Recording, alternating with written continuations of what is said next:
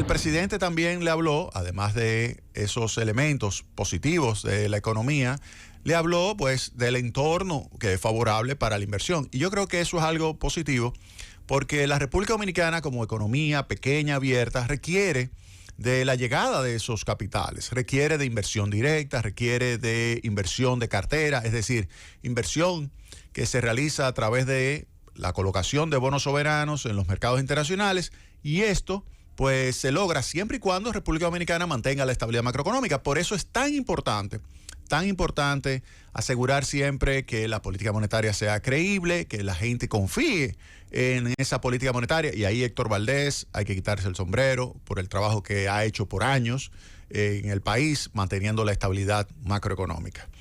El presidente Luis Abinader también se concentró en reuniones bilaterales en vender a la República Dominicana, no solamente en materia de inversión, sino también de turismo. Yo creo que eso es algo positivo, la parte de lo que es la promoción turística del país. David Collado ha hecho un trabajo extraordinario, hay que reconocérselo.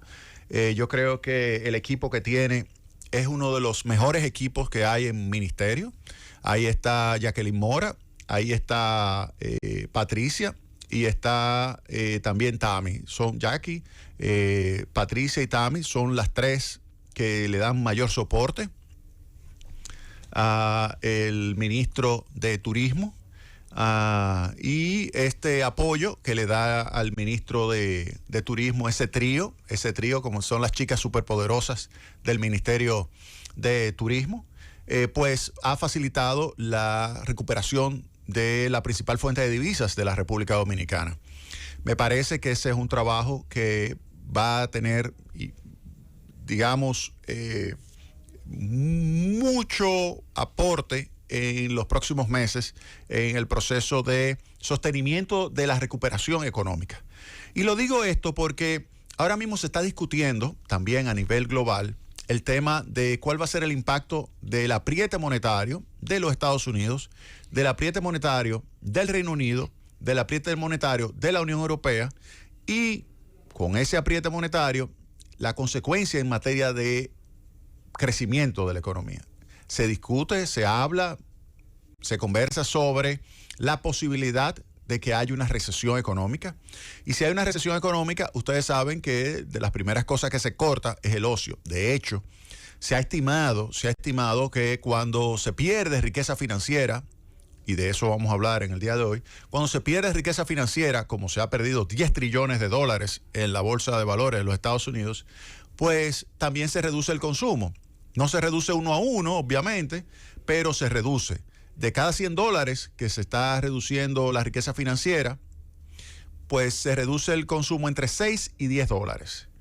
¿Y qué se corta principalmente? El ocio. El ocio. Y dentro del ocio, los servicios turísticos. Así las cosas, hay que señalar que ante esta coyuntura que se ve venir, ante esta desaceleración de la economía global o posible recesión de la economía global, el trabajo de salir a buscar a los turistas cobra todavía una mayor importancia. Por eso ese trabajo del presidente promoviendo República Dominicana en Suiza, o del ministro de Turismo promoviendo República Dominicana aquí cerca en Colombia, y lo ha hecho en muchísimos otros países, hace unos días estuvo también en Canadá, pues ese trabajo que hace el ministro de Turismo, David Collado, y las chicas superpoderosas que lo acompañan, que son Tami, Jacqueline y Patricia, ese equipo, el trabajo que está haciendo cobra todavía mayor peso, mayor importancia ante lo que puede ser una recesión a nivel global. A esto hay que añadir, obviamente, lo que es la política que el gobierno está ejecutando para tratar de enfrentar lo que es la inflación. Recuerden que República Dominicana, al ser una economía pequeña y abierta, es una economía propensa a recibir movimientos de precios que se traducen inmediatamente, quizás no 1 a 1, obviamente, pero se traducen inmediatamente en movimientos de precios internos. Es decir, que la inflación importada es un componente significativo de la inflación doméstica. Los Estados Unidos tienen una inflación, por ejemplo, de 8.3% y nosotros tenemos, al mes de abril, nosotros tenemos una inflación de 9.6%. Y eso es por el hecho de que hay una estructura de costos y una estructura de demanda de bienes finales estrechamente vinculada con bienes finales importados o bienes intermedios y materias primas importados. Esa estructura de costos, obviamente, que cuando aumentan los precios internacionales, transfiere esos costos hacia el precio doméstico y por eso aumentan la inflación. El gobierno ha ejecutado a través de la política de subsidios pues una estrategia para tratar de reducir la inflación. Y de hecho, en materia de combustible, por ejemplo, que se está destinando entre 1.000 y 1.400 millones de pesos semanales. En promedio usted puede tener 1.250, 1.300 millones de pesos semanales. Cuando usted tiene, por ejemplo, un promedio de 110, 108 dólares, puede ser 1.100 millones de pesos. Usted tiene ya 115 dólares. Estamos hablando de prácticamente 1.300, 1.400 millones de pesos semanales. Eso ha ayudado a que dos quintas partes de la inflación que hubiésemos tenido, oigan bien, 2/5 partes, es decir, un 40%, de la inflación que hubiésemos tenido sin el subsidio, oigan bien, no la hemos tenido. 2/5 partes de la inflación que hubiésemos tenido sin el subsidio, la hubiésemos tenido. Entonces, es un ahorro significativo de inflación que tenemos. De la inflación real, la hemos reducido en 40%. Y eso es por el hecho de que se ha mantenido congelado por mucho tiempo el precio de los combustibles. ¿Que se puede mejorar? Claro que sí.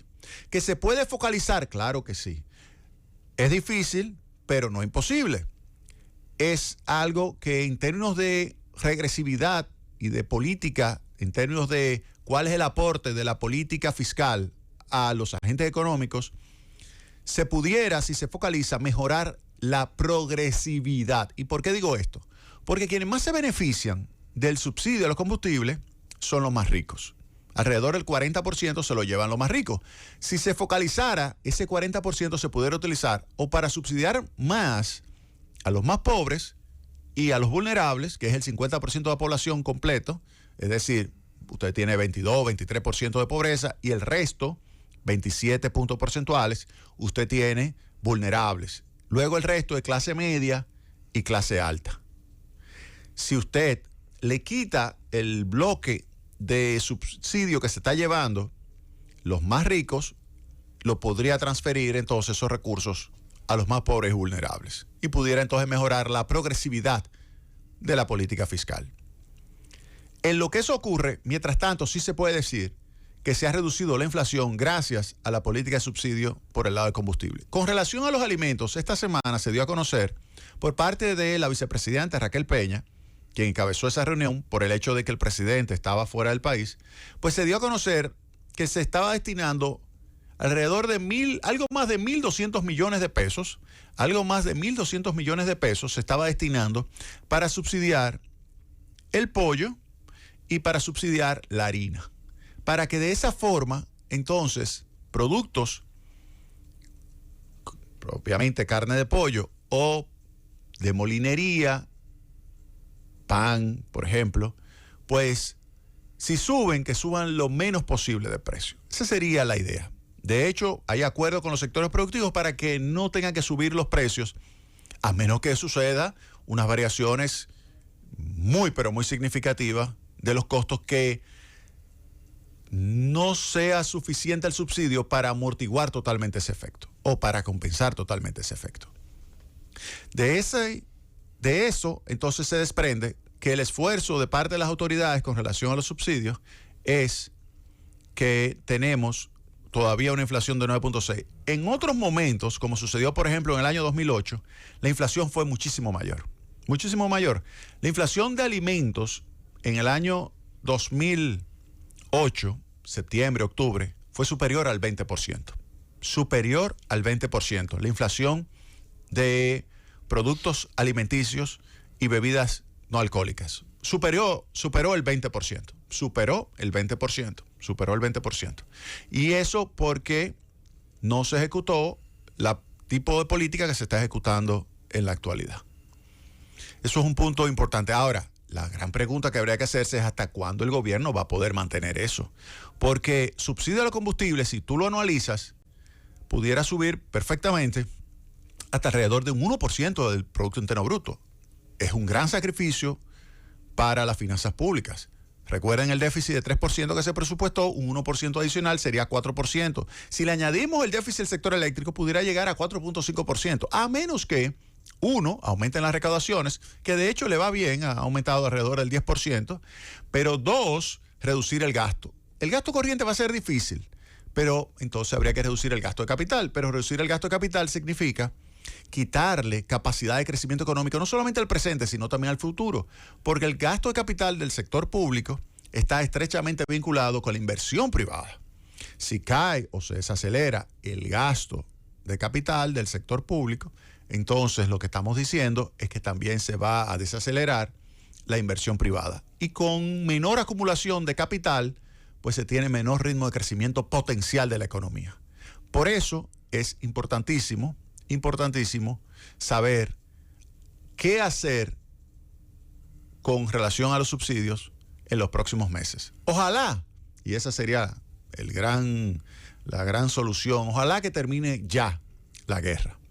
Porque si terminase la guerra y comenzara, por ejemplo, de nuevo a fluir los alimentos provenientes de Ucrania, provenientes de Rusia, pues entonces los precios de esos productos, trigo, el maíz, aceite de girasol, la cebada, todos esos productos, los precios caerían significativamente y esto facilitaría entonces que la inflación doméstica se redujese. Mientras tanto, hay que seguir luchando, hay que seguir enfrentando la inflación y manteniendo al mismo tiempo las condiciones para que la economía pueda seguir creciendo en un entorno internacional que, como señalé, lo que se prevé es una desaceleración del ritmo de crecimiento por el apriete monetario y posible recesión económica. ¡Llévatelo, Frances!